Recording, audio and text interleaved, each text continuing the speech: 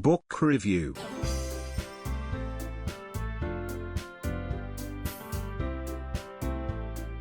What's going on, everybody? Today I'm going to be doing a book review slash book recommendation on Snow Country by Yasunari Kawabata.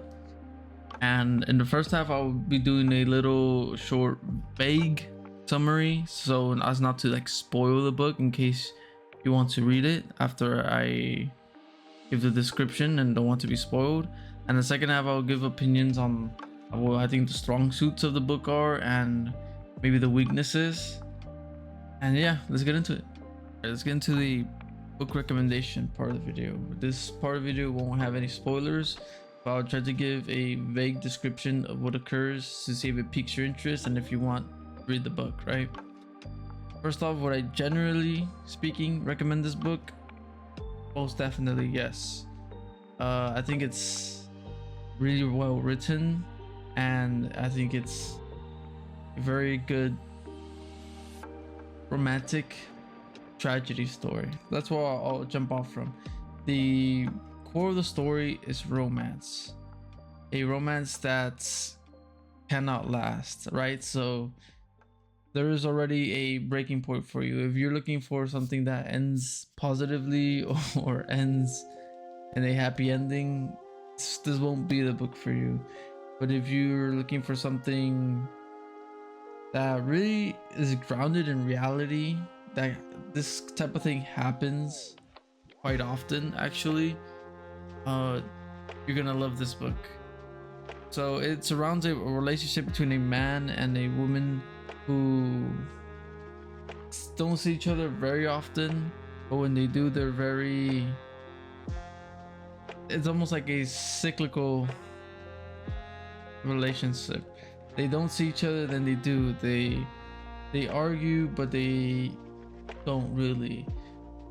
So the best way I could describe the relationship, which is the core of the book, is kind of toxic, but not in a, I would say it's not like abusive or anything like that, but a kind of sad tug of war between being in love and understanding that this love will not work out the way they wish it could. They share a lot of intimate moments emotionally, but there's always undertones of whether it's the character's thoughts or slight actions that they do that really hammer away at the point that it won't work for them. It's no matter what they really try to do, nothing happens, right? And even though, right, I said that it's not happy ending, how it does end is a bit unexpected, but really it's a really good ending. Actually, it's beautiful. And obviously I'm going to talk about it more in the next portion where there are spoilers. If you want to know what happens, stick around for that. But one thing I will say is that this book is extremely detail oriented. It describes not only the scenery but like the emotional effects each character is going through, and I think that really paints a great picture for any reader. So yeah, I would definitely recommend this book if you're looking for anything to read, if you're looking for romance, no matter the ending. Yeah, I think it's great. All right, in the second half of the video, I'm gonna be talking about my opinion here.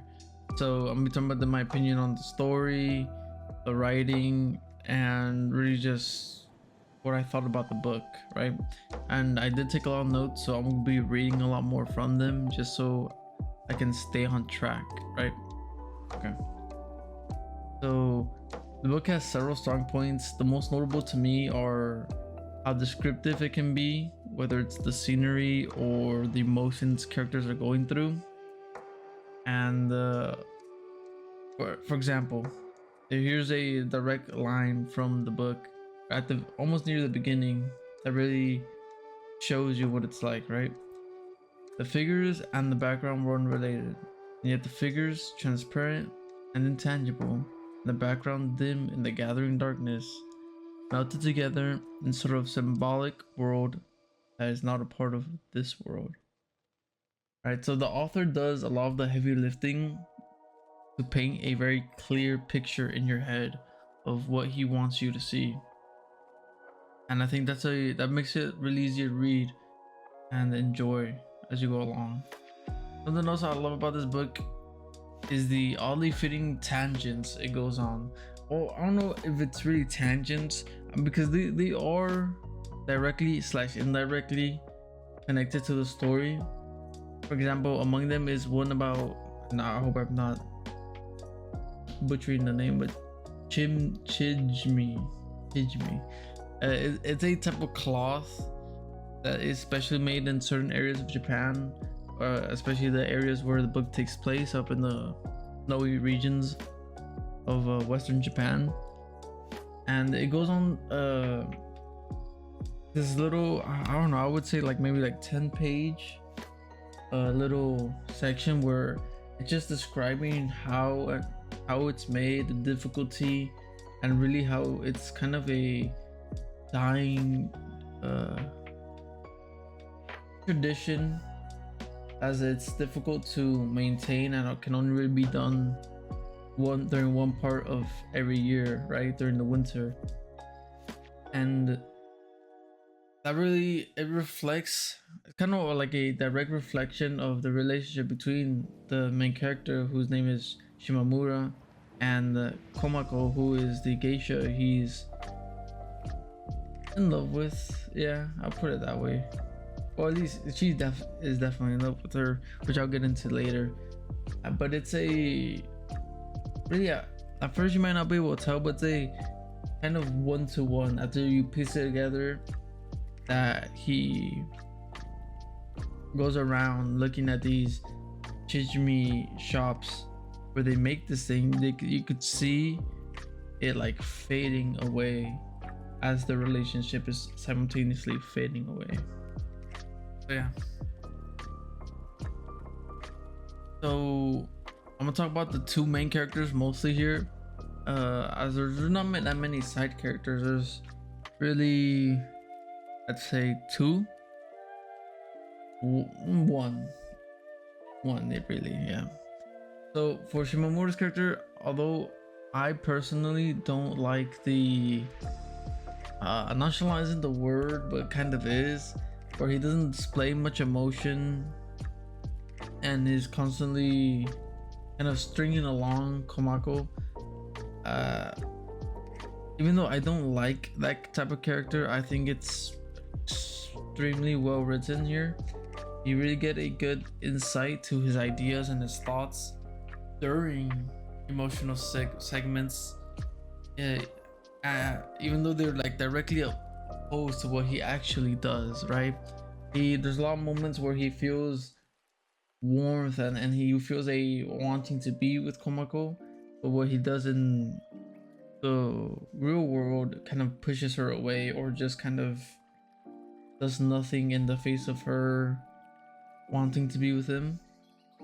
So yeah, well, I don't really like that type of character, but that doesn't take away from the fact that it's a good character, right?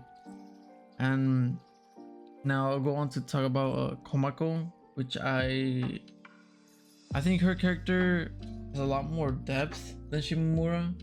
I think it's easier to sympathize with her, as she's the one that really goes through a big struggle, like externally and emotionally. Of course, she knowingly chooses to stay in this like love cycle with Shimamura, knowing that it won't work out. Even she says so herself multiple times throughout the book. But I think it's still relatable of wanting something to work out, and almost every time it happens, you just, something in your mind just like clings to the hope. I think that's something really easy to connect to. Seeing how she started and how she ends is really goes at the heart, right? Because, well, to get to that, I have to mention the one side character, really, that being Yoko. Yoko's character, I don't really know how to put it, right? Because kind of odd. Maybe I just didn't grasp her character very well.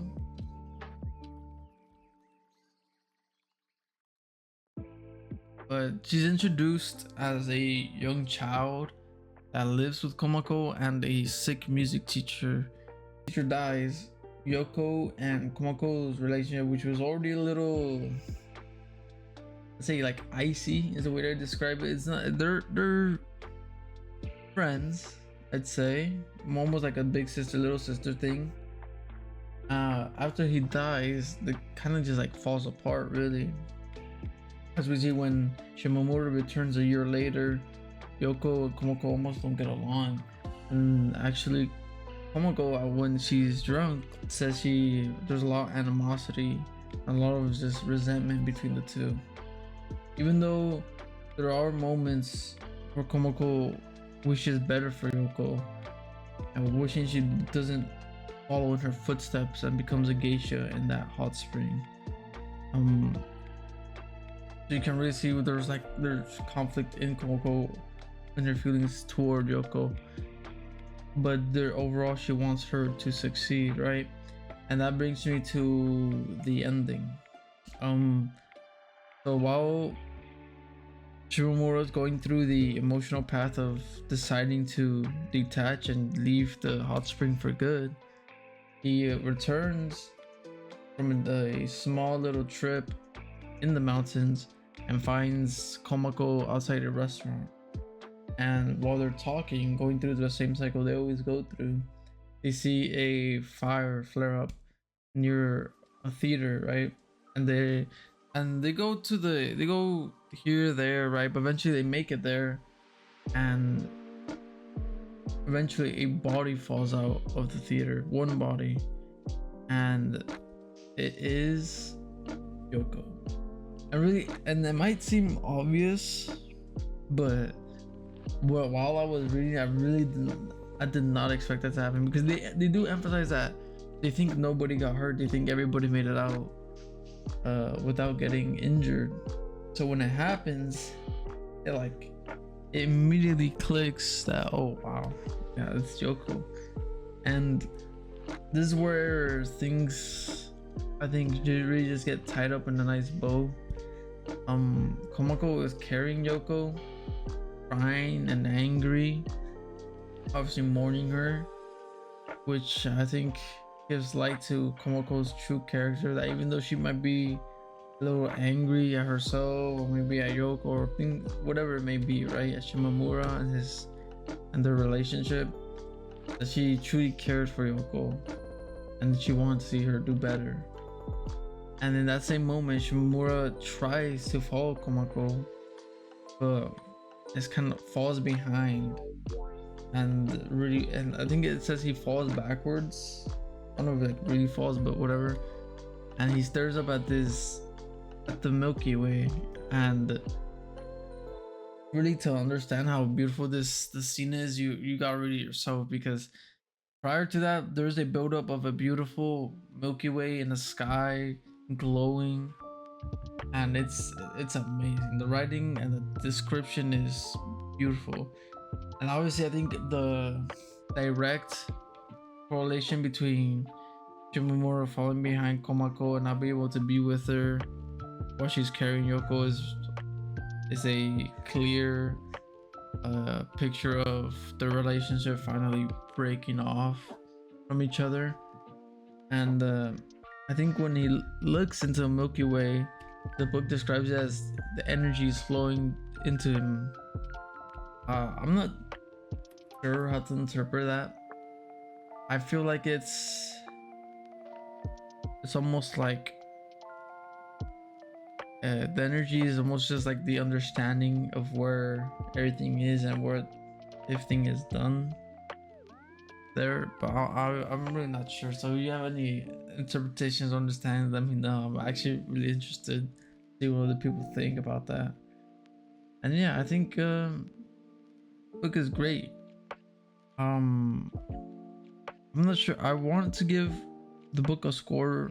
Obviously, I'm not qualified. I'm just like a college student who, I'm not even studying literature or English, to be honest. But I just found interest and picked this book up. I will give it a score, but I want to preface it by saying it's my taste because, like I said in the introduction,